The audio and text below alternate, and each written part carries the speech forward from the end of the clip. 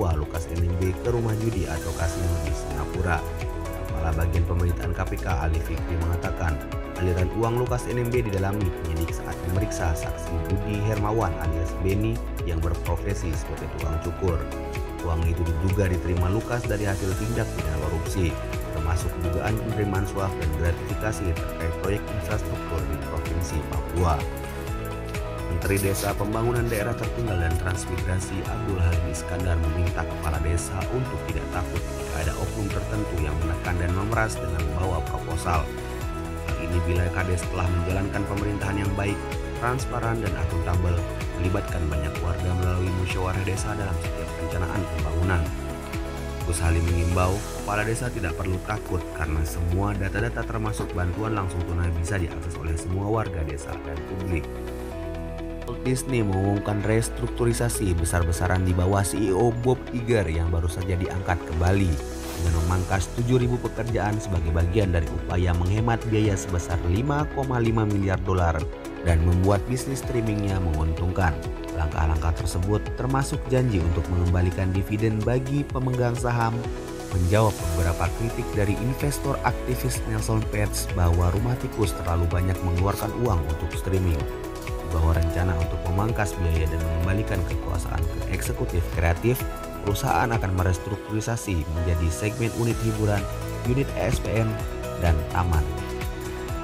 Komisi Pemberantasan Korupsi berpeluang kembali memanggil Mahendra Dito S alias Dito Mahendra terkait kasus dugaan tindak pidana pencucian uang atau TPPU mantan Sekretaris Mahkamah Agung Nur Hadi.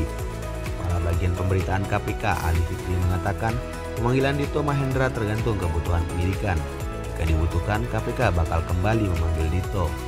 Namun, Ali masih belum mengetahui kapan tim penyidik bakal kembali memanggil Dito Mahendra.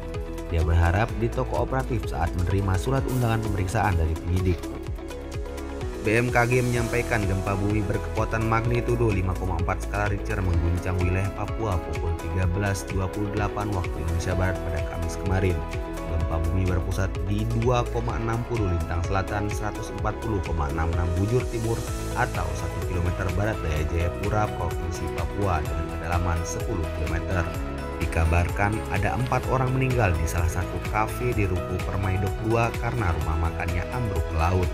Sementara itu ada 7 korban yang berhasil dievakuasi oleh tim gabungan dari Polair dan Lantamal 10 Jayapura. Indeks Persepsi Korupsi Indonesia tahun 2022 merosot 4 poin menjadi 34 dari 38 pada 2021. Anggota Komisi 3 DPR RI Arsul Sani menilai turunnya IPK tersebut bukan semata-mata disebabkan kinerja lembaga penegak hukum. Merosotnya IPK Indonesia lebih diakibatkan perilaku dari lembaga eksekutif atau pemerintah. Selain itu, dia juga menduga penurunan IPK bisa saja terkait dengan pernyataan agar KPK tidak sedikit-sedikit melakukan operasi tangkap tangan. Diketahui pernyataan itu sempat dilontarkan oleh Menteri Koordinator Bidang Maritim dan Investasi atau Menko Marves Luhut Binsar Panjaitan.